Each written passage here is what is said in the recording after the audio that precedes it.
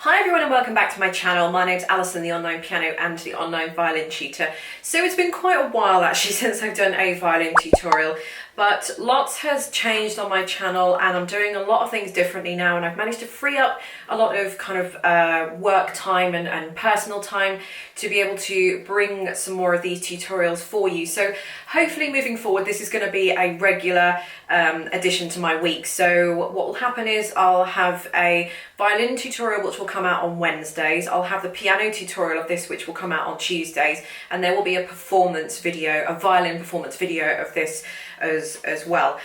So now that I'm able to bring you these tutorials on a weekly basis, the one I'm going to be doing today is Perfect by Ed Sheeran, and I've arranged the sheet music which I've got here. To download the sheet music, this will be available on my Patreon page, and I will put a link directly underneath this video to where you can go and download. This will be available to patrons, so if you're not a patron, you can just pledge $1 a month and you can get access to literally hundreds of pieces of violin sheet music. So it's not just $1 for this, it's $1 for, I don't know, hundreds of sheets of music, which for $1 a month is a pretty good deal on your end. So the link to the sheet music will be directly underneath this. I'm not going to be playing this through as a performance in this tutorial because I've already got a separate performance of this. So I'll either have a card coming up somewhere at the top here, or again, for ease of use, I'll have a link to that performance video. So go over to that channel and go over to my other channel, subscribe while you're there, and then you can watch the performance of this as well. So if you want to know how to play Perfect by Ed Sheeran, grab your copy of the music and let's get into it. So as I said, I'm not going to be playing this through because I've already got a performance of this, so there isn't any point in doing that. But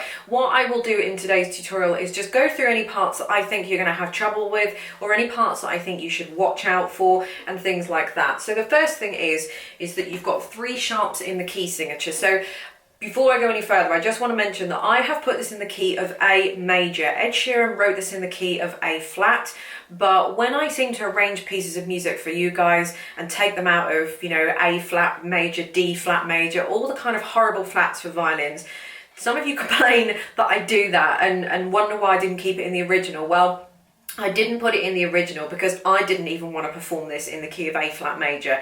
Who wants to do that on the violin when you can just play it in A major, which is a perfect key for the violin? So on my Patreon page, when you go to download the sheet music, I have included this in the exact version of this, but in the original key of A flat major.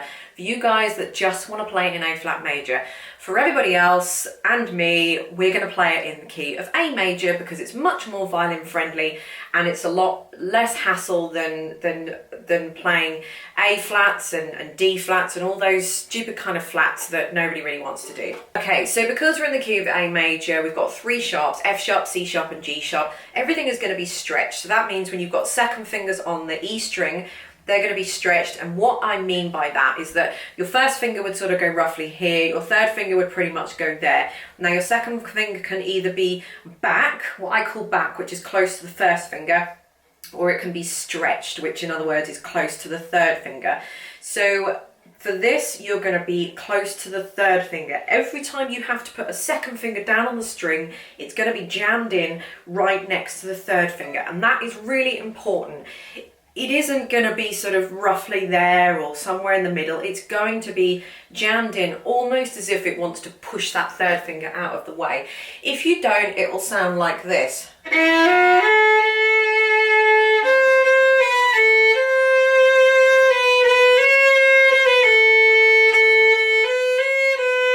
Something just sounds off about it, and that's because your second finger is not in the right place. If it is in the right place,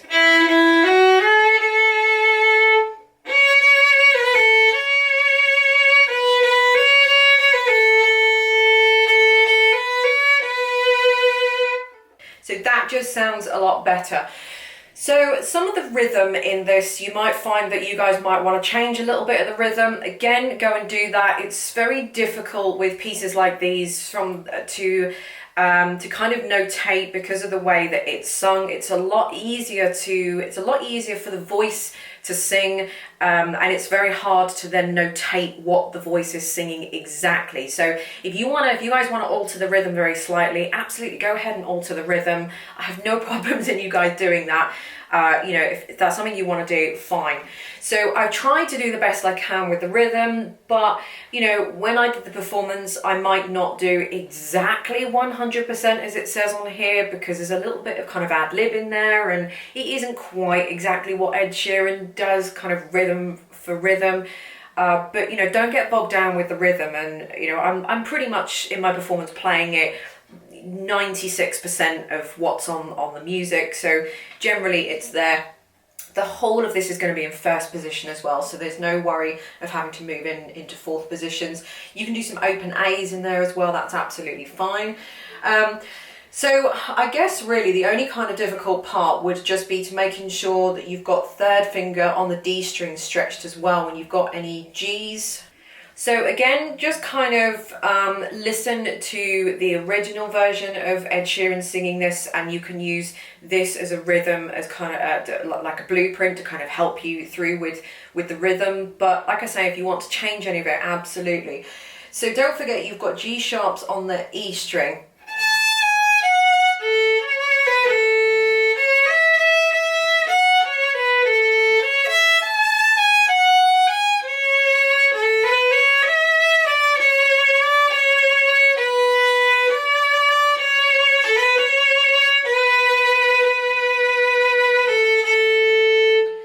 The other kind of difficult part that I think you might find is on the first page, the penultimate line. So not the bottom line, the one just above it, where you've got some kind of weird kind of rhythms with some 16th notes going on. Or actually, it's probably starting from measure 32, I would say, or bar 32.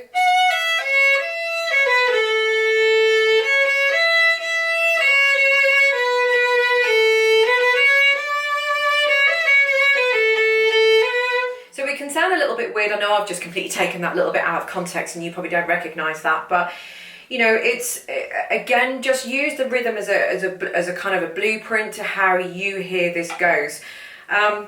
Moving on, I'm really struggling to see that there's anything that's more complicated about this. You know, you guys have got the rhythm. I think if you look at this, you're probably going to find the rhythm the hardest thing. But assuming you guys know this song, which is probably the whole reason why you've got the sheet music and you want to play this anyway, you can play along with the original version of this, and if you know the melody quite well, then you'll be able to sort of fathom out the notes and the rhythm.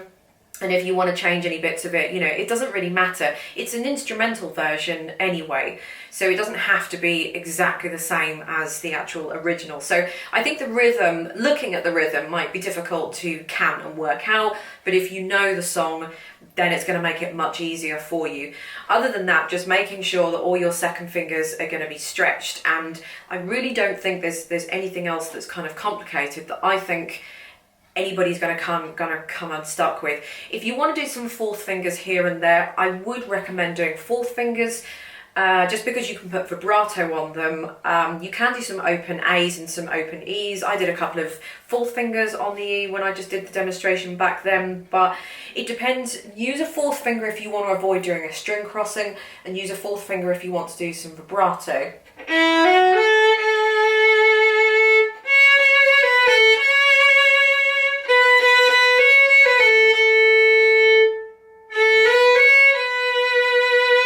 So I did it on the first A, but then on the second A I just left it open just because I thought that was quite nice. But if you guys want to vibrato on that, that's absolutely fine. So again, I've not put in any fourth fingers particularly. I tend to generally put them in if I think you absolutely have to do them for whatever reason, but you know, I generally tend to leave that up to you guys. So there we go, just a quick, easy, simple tutorial. I hope you've enjoyed it, and I hope that you've enjoyed me being back to tutorials. Like I said, this is going to be something I'm going to be doing on a weekly basis now, so every Wednesday there's going to be a tutorial of some sort. Don't forget there's a piano tutorial of this as well that came out yesterday, so I'll put a link to that in the description underneath. So thank you for watching, and I'll see you in next Wednesday's tutorial. Bye!